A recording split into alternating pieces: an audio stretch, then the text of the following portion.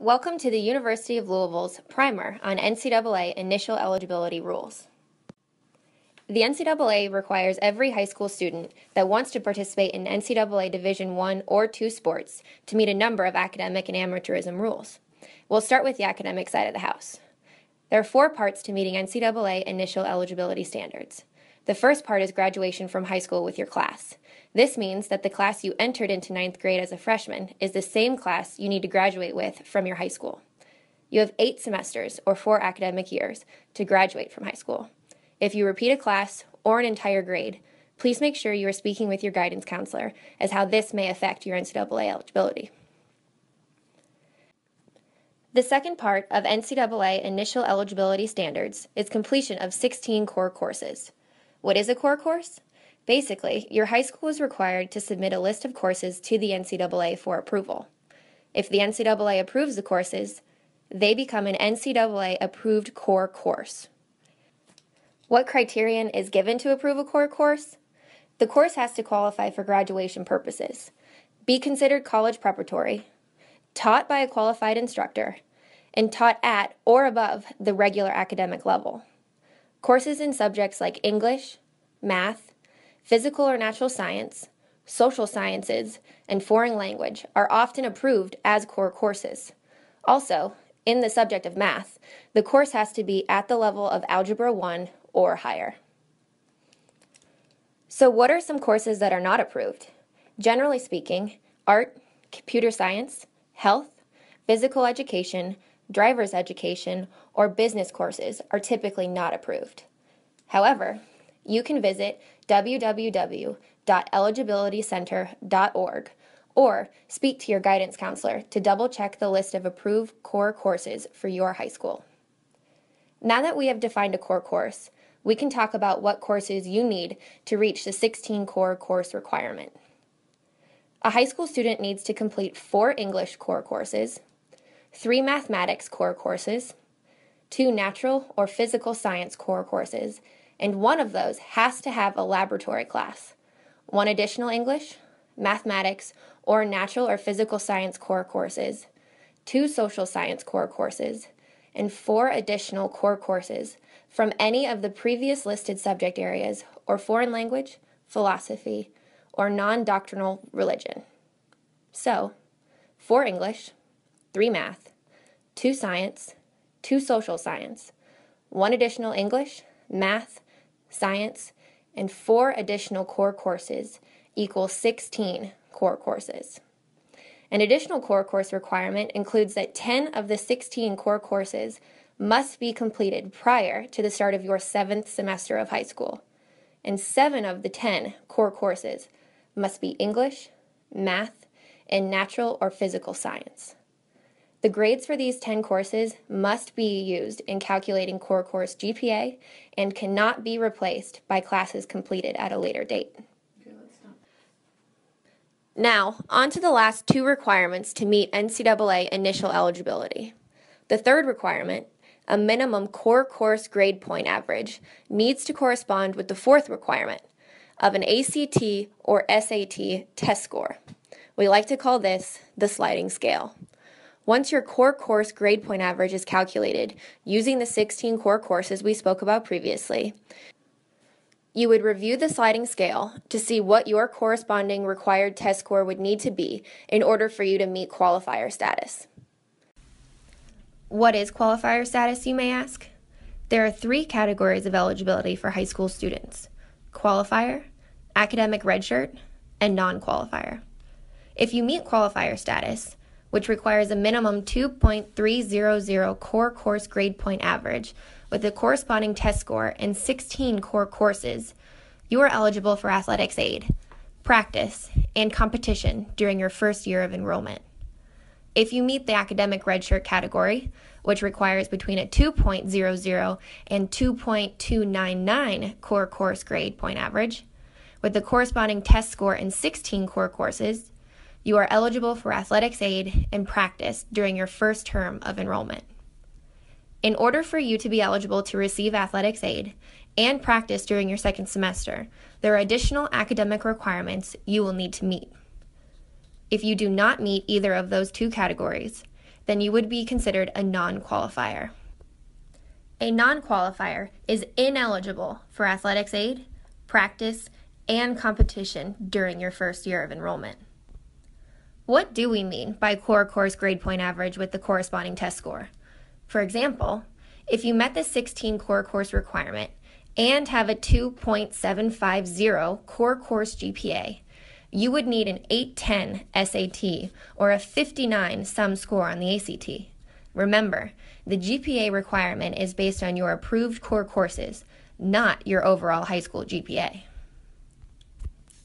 Before we move forward, we want to explain the difference between a composite and sum, or super score, as it relates to your test scores using the following example. An incoming student athlete receives the following scores on 2 different ACT exams. English, 22.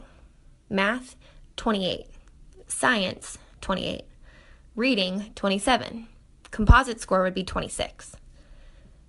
The second example, English, 24. Math, 26. Science, 28. Reading, 27. Composite score of 26. An ACT composite score is the average of your 4 test scores in English, math, reading, science in one sitting of the exam, rounded to the nearest whole number, and ranges from 1 on the low end to 36 on the high. So, in the first example, the composite score is adding 22, 28, 28, 27, and dividing it by 4, which equals 26.25. But rounding to the nearest whole number gives you a composite score of 26. The ACT and SAT scores used for NCAA purposes is the sum of the highest 4 sections on the ACT or 2 sections on the SAT, which could also be referred to as a super score. So, using both of these examples, we would take 24, 28, 28, 27 to equal 107, which would give us the super score. So, how should you prepare to meet NCAA initial eligibility requirements and become a final qualifier? During your freshman year, you should be carefully and strategically choosing your courses that are both approved by the NCAA to meet eligibility and your high school to meet graduation. The same could be said for sophomore year. However, we would also suggest that you register with the NCAA Eligibility Center at www.eligibilitycenter.org. During your junior year, as you continue to choose your courses carefully, you also need to be taking the ACT or SAT exam, or even both, as well as request your high school to send your 6th semester transcript to the NCAA Eligibility Center.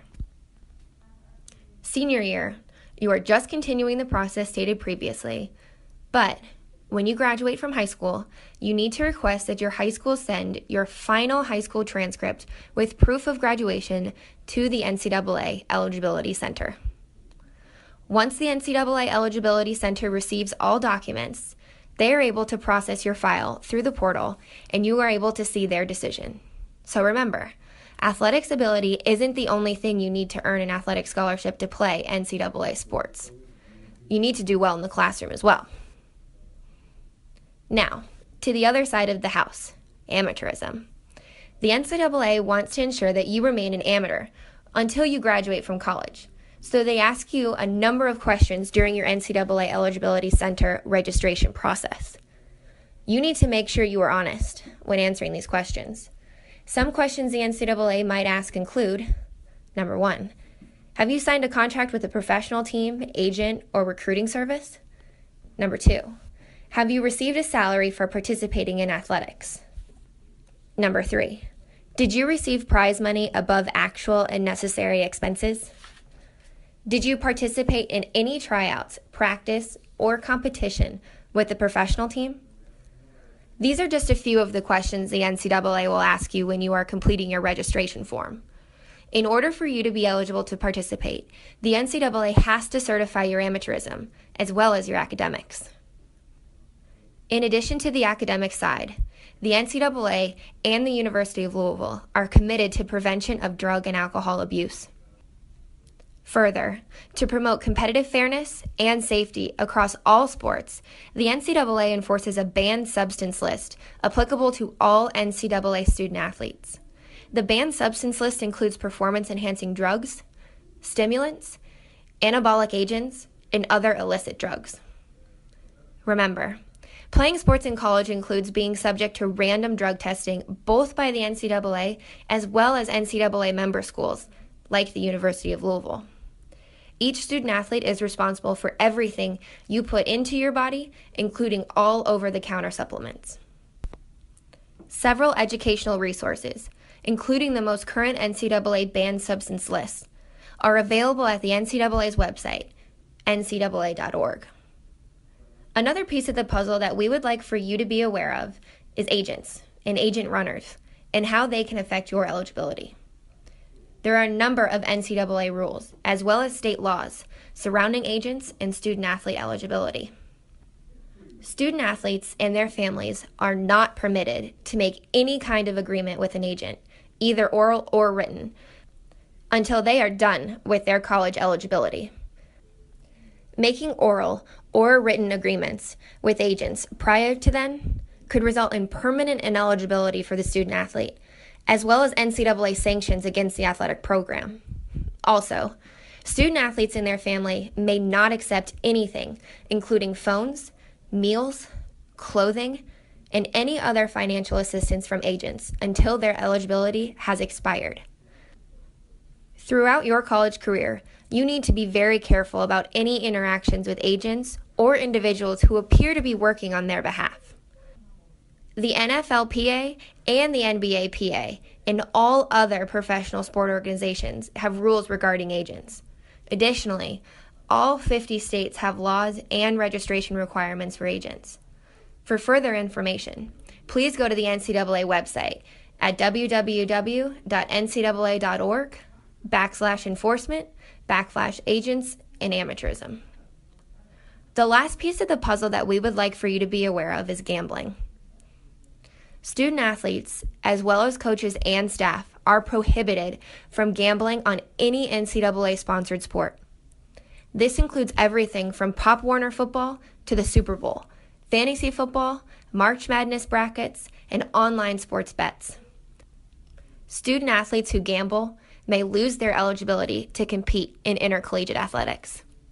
For more information on NCAA sports wagering policies and resources, please go to the NCAA website here, www.ncaa.org/enforcement/sports wagering. The University of Louisville would like to thank you for attending our camp and appreciate your interest in our athletics program.